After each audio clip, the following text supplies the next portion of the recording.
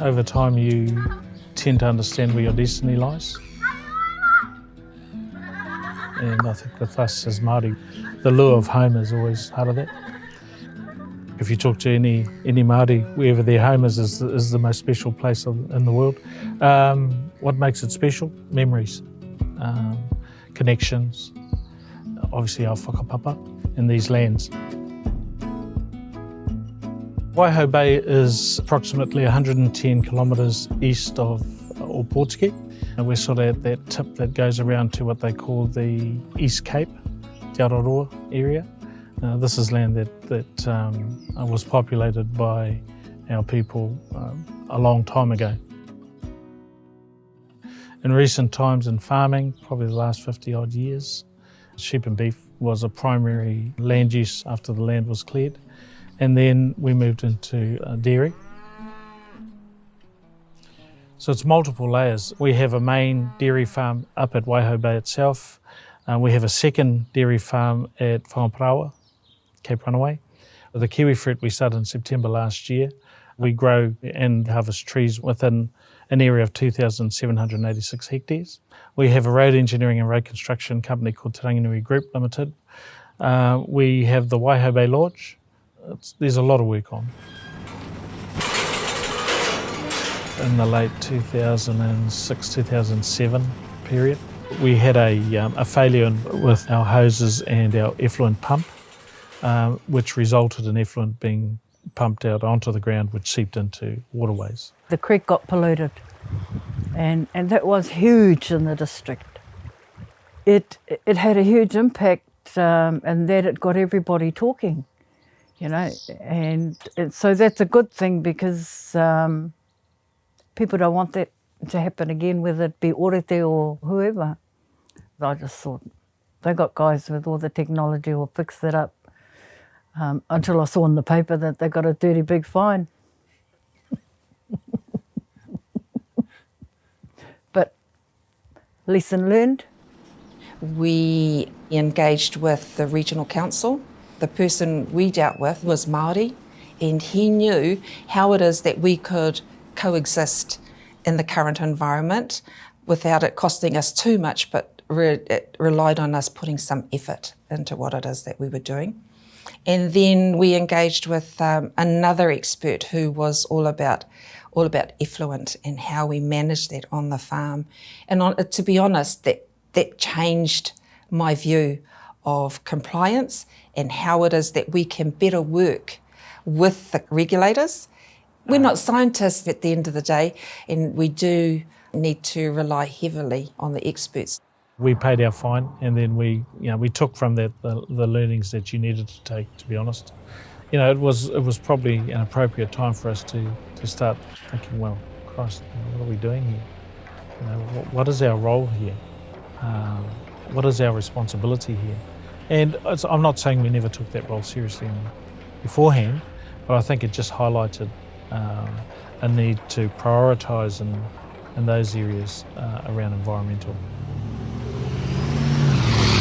I get to talk to Dane at least once a week, and he's always going on about how Orete's business affects our natural environment. So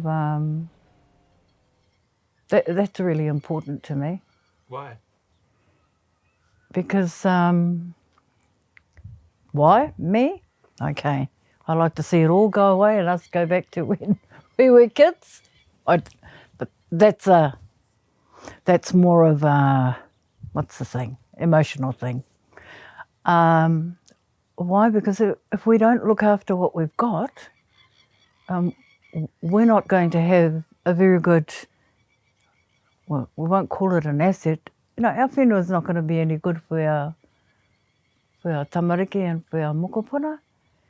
We can't abuse the hell out of it and then say, well, the next generation's coming, they can fix it. Sometimes you can work on your farm and work, you know, from the gate to the other gate. But if you consider the impact that you have outside the gate, then it becomes a totally different scenario. We've been involved in a greenhouse gas emissions project. So we're currently working through that, how we can reduce our greenhouse gas emissions. Out of that has come an understanding of what our responsibilities are, what trends have occurred over time. As a farm in an isolated area, we're just doing the day-to-day business. Now, when we start talking about greenhouse gases, that actually requires a board to forward think and plan around what your business might look like in the short, medium, long term.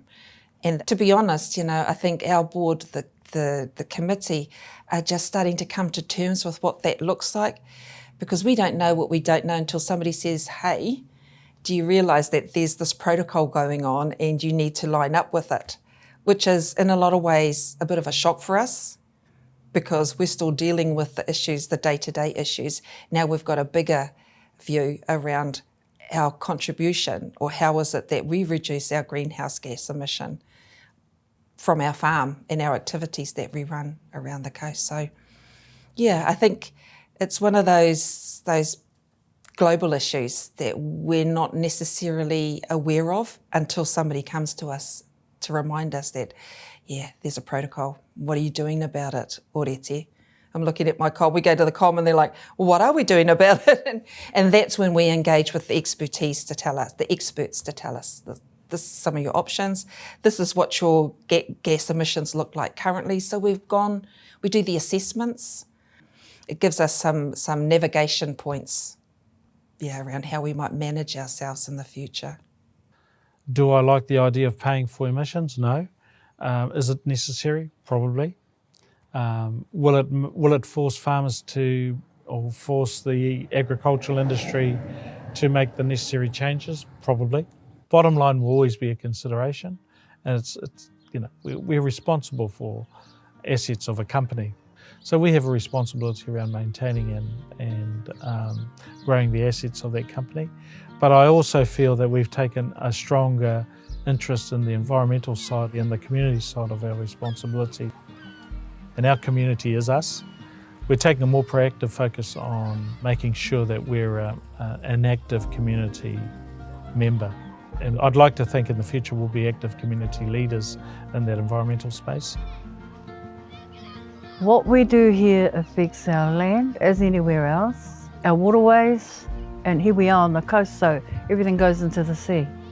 And that's our pantry. So we do have to be mindful of what we're doing, so we have something to leave for the next generation, something that's clean and green and healthy.